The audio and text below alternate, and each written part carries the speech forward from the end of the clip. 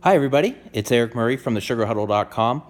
I apologize. The last few weeks I've been real busy, so I haven't been able to post any videos lately. I'm hoping in about a few weeks from now I'll be able to change that and start posting a lot of videos again, so just kind of bear with me until then. But anyways, we just saw the Thursday night game with the Bengals and Ravens, week 2.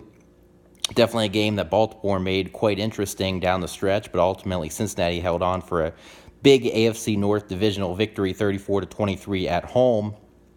So I just wanted to give a few thoughts about that. I just wrote an article on thesugarhuddle.com about this game, so please go on there and check that website out, check my website out, and also just to let you know that hopefully in the next few days or so, I'll have the newly updated website, the professionally redesigned website, posted very soon here. So also look for that, and also keep going to my YouTube videos and please subscribe. But anyhow, just some thoughts here real quick. So obviously, the big news in this one, social media was blowing up, Twitter was blowing up, was about A.J. Green. A.J. Green's obviously a great receiver for the Bengals, one of the best receivers in football. He's been for many years now, but he had 3 touchdown receptions in the first 17 minutes. That's right, there were still 13 minutes left in the first half. He already had 3 touchdown receptions. Big night for him. And the second one in particular was really a huge one because it was 7-0 Bengals.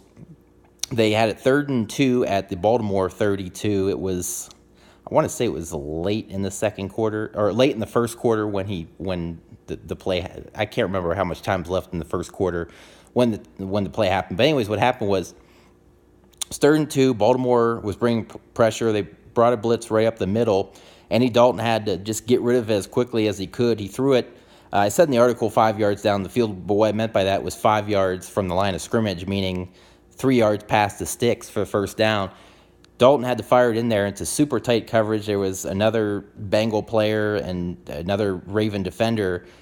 All 4 of them, between those 2 and Green and the guy defending him, I couldn't see who it was, but those 4 were in a very tight area over the middle. Green was able to make the catch. Nice throw, nice catch. Defender draped all over his back, but then what he does is he shakes the defender off of his back. The defender goes over him.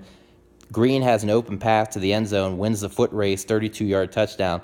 Huge play there because Baltimore, that was a situation where if, it's an incomplete pass and all of a sudden Cincinnati has to kick about a 49 or 50-yard field goal.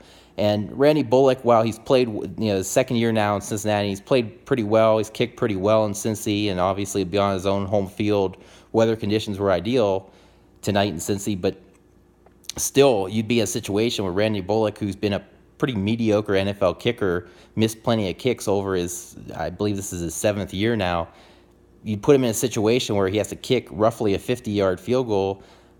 All of a sudden, if he doesn't make that, it's a 7-0 ball game still. So that was a big one. And, of course, Cincinnati ended up scoring on another Green touchdown, ran a quick out on the left side of the end zone just past Marlon Humphrey for another touchdown. That gave him 3 catches for 43 yards at that point, all 3 of them for touchdowns. All of a sudden, it was a 21-0 game early in the second quarter.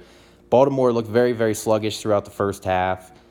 Flacco had a bad interception early in the game. It just wasn't really going right for Baltimore. So that second touchdown especially was a real dagger for the Ravens because for anybody who watched the game, Cincinnati was just kind of holding on in the second half. They were kind of playing not to lose, and they were able to do enough down the stretch to win the football game and hang on. But definitely that second A.J. Green touchdown was really a big turning point. And then to Baltimore's credit, they finally kind of decided they wanted to play in the second quarter. After that touchdown, that third Green touchdown, Baltimore put together a real nice drive. Buck Allen, quick 1-yard score, makes it 21-7, and then Cincinnati does a nice job. They put together an even longer drive. Andy Dalton finds Tyler Boyd over the middle on a crossing route, 14-yard touchdown, 28-7. All of a sudden, the Red Rifle, 4 touchdown passes the first half. Heck of a game. And then Baltimore, right before halftime, they do a nice job. 7-play, 81-yard drive. Only took 54 seconds. Great drive. Flacco connected with a bunch of different receivers. I think Flacco ended up connecting with 9 different receivers. So a lot of distribution there, and it's nice to see for Baltimore's offense. Passing game's really starting to pick it up this year. Better receivers, of course.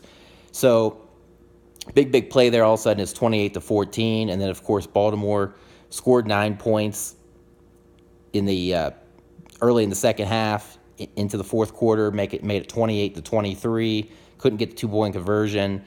But then Cincinnati, to their credit, they put together a long drive, over 6.5 minutes long. They settle for a short field goal, but 31-23 definitely puts more and more pressure on the Ravens. And then the Cincinnati defense, who, like Cincinnati offense, did a total 180 in the second half, just did not play well at all. They made the big stop, a third down play. Flacco in his own territory. He has to start rolling to the right sideline. Winds up for one of his famous deep balls, and then all of a sudden, Sean Williams, his Bengal safety, comes in on a blitz, hits his arm, elbow area, throwing arm, elbow area, perfect spot. Fumble, Jordan Willis, the Bengals defensive end, recovers. Remember, earlier in the game, there was another similar play where Flacco tried to throw a ball, and he got hit in the arm, elbow area, and it led to a Bengal interception. I can't remember off the top of my head who it was that had the sack fumble. I almost want to say it was Geno Atkins, but I think it might have been somebody else. I can't remember for sure off the top of my head. But nonetheless, Baltimore fumbles it away, and then Cincinnati is able to basically run out the clock. They kick a field goal, 34-23. That's all she wrote. Big win for the Bengals because they had the nice comeback win, which ironically was 34-23 over the Colts last week, all those unanswered points. And then this week they dominate out of the gate. Big divisional win. Really what it means for Baltimore is, for the last few years, really it was you just had to compete with Pittsburgh in the AFC North and to get into the playoffs in a wide-open AFC where you really only have to be 9-7 to get in the playoffs. Now you have to worry about Pittsburgh and Cincinnati. And for Cincy, their pass rush completely terrorized Flacco all night. Now, Carlos Dunlap only had 1 tackle, didn't have any sacks, but he played a spectacular game, a game that really doesn't show up on the stat sheet. Geno Atkins himself did have 2 sacks. He played a hell of a game, could have had a couple more, barely missed out on a couple of sacks. Baltimore only had 66 rushing yards and 22 carries. Big setback for a team that had a top 10 or 12 running game last year. And then the Bengals, who of course have had a terrible line the last few years, terrible running game because of it, they end up having 108 yards tonight. They had 101 last week. Those numbers, as far as NFL rankings, don't really set the world on fire. You'd be talking middle of the pack. But by their standards, when they were only rushing for 70 or 80 yards a game the last couple of years, that's huge. And the biggest thing is Dalton. You can talk about the 4 first-half touchdowns and didn't have any turnovers, 107.7 rating to Flacco's 76.0. But guess what? He wasn't sacked at all. He didn't face a ton of pressure throughout the night. And Baltimore had a bunch of sacks last year, so Baltimore's not a team that can't get after the quarterback. They can pressure the quarterback. Their run defense was really the only thing that was suspect last year.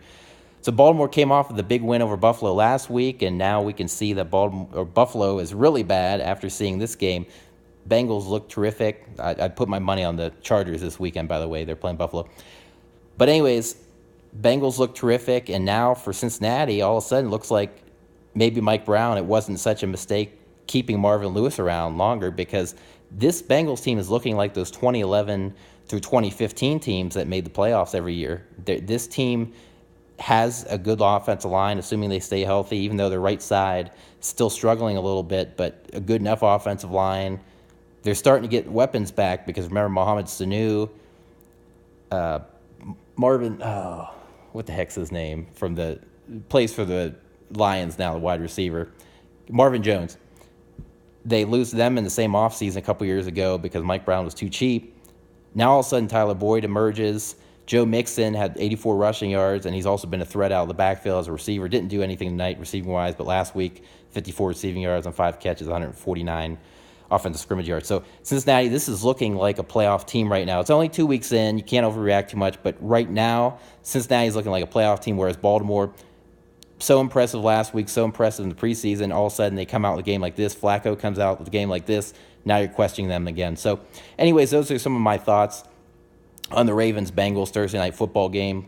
Like I said, I don't know how many videos I'll be able to do the next couple weeks, but beyond that, once we get in October, I'll start putting a bunch of videos up. So look for that. And again, please go to thesugarhuddle.com.